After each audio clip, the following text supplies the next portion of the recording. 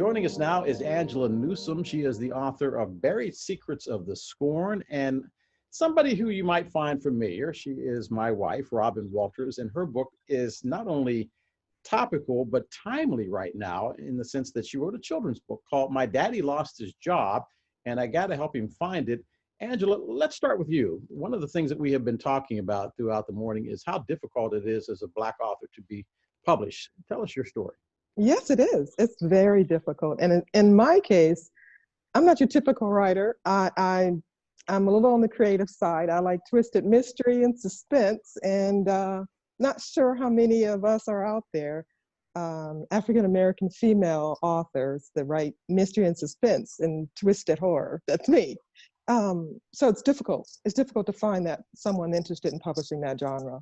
The other authors we've talked to this morning say that not only is it difficult, it's damn near impossible. They say that to begin with, that you're not only fighting to get them to understand this is my genre, but they look at you and they say, this is not your genre. You should be writing about a slave narrative. You should be writing about gang violence in the streets. Correct. Did you find that experience as well? Yes, I have. I have found that experience, and it's very, very difficult. I enjoy mystery and suspense, always have. I grew up on it, and The Shining and all those stories, love them all. And for me, I'm very comfortable writing in that genre. And Rob, in your book, My Daddy Lost His Job, and I got to help him find it. You might as well tell him the story, and let's just say in this case, it's personal. Oh, well, yeah, it is kind of personal, but I wrote the book back in 2007. And that, if you all can remember, that was the time that the economy really started to melt down. Unlike you, Angela, my life is always centered around children. So naturally, I thought about, from a child's perspective, what must they think when they hear their dad tell their mom, I lost my job? Immediately, they think that, I probably need to go help my dad find his job. And, you tear through the house and you look in the trash can, and you look under the car seat and you find a quarter and a French fry, an old cold French fry. So you think about, what the child must be going through when they hear something like that. And true enough, we suffered quite a bit of job loss in our family during that time frame. And my thoughts automatically turned to the child and how to help the child get through this. So that's what the book does. It takes the child on a journey to help the dad find his job, asking him, where did you last leave it? Well, I last left it in my office downtown on Friday. Well, where do you think you have it? Where should we look? And finally, the dad breaks down and tells, the child the story of how you lose a job, but how you go find a new one. The kinds of resources and places you can go to look for a new job. It kind of helped the child go through the whole thing of, a job loss, but everything's going to be all right. And here, sure enough, we are here again today. 22 million people have lost their jobs across this country. They believe the number is even more than that. But if you would walk me through, I guess, what you were told by people by way of feedback, which is interesting to me because they said it's kind of negative, but Boys in the Hood and all the other Black genre that people like, you talk about negative, but tell me what they told you. Well, they thought it was something that would jinx them. I don't want to give this book to my child because I don't want to jinx myself. I wrote the book in with three ethnicities. Jordan is Caucasian, Jordan is a person of color, a child of color, and Jordan is Latino.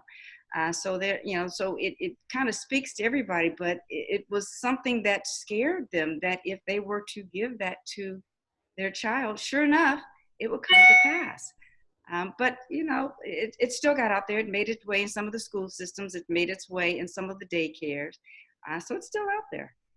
Angela, are you finding that the common denominator is that when it comes to Black voices, we don't have one in the literary world, and the voices that we do have are handpicked and so small that you want to, how can you possibly be speaking for 12% of the population with literally 10 to 15 different authors? Oh, it's very difficult. On the other hand, I've reached out to quite a few people. I'm very comfortable reaching out to some of the other sister writers out there, the Shonda Rhimes and Ava's and the Lena Waits and all those folks. I find myself needing to feel a part of something. And it's so difficult because you're not in their circle. but I do find myself reaching out. It's very helpful to have someone that's already done it and been there to help guide those of us, like the little people, that are striving really, really hard to get there.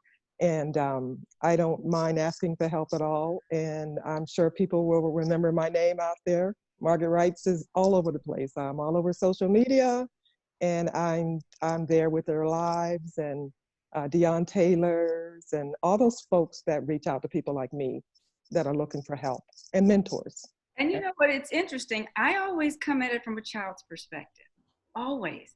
And everything that is happening today, I always look at it as what must a child be thinking. So, you know, whereas you're reaching out to all of these adults, I'm looking out for, you know, illustrators who can illustrate my book, who can make my book come to life for a child. When we come back, I'm going to ask both of you a very simple question, and I'll let you think about it for a couple seconds. But when you are successful as a writer and people say, you always had it, you always had it so good, I want you to give me your answer. So stay with us. We'll be right back.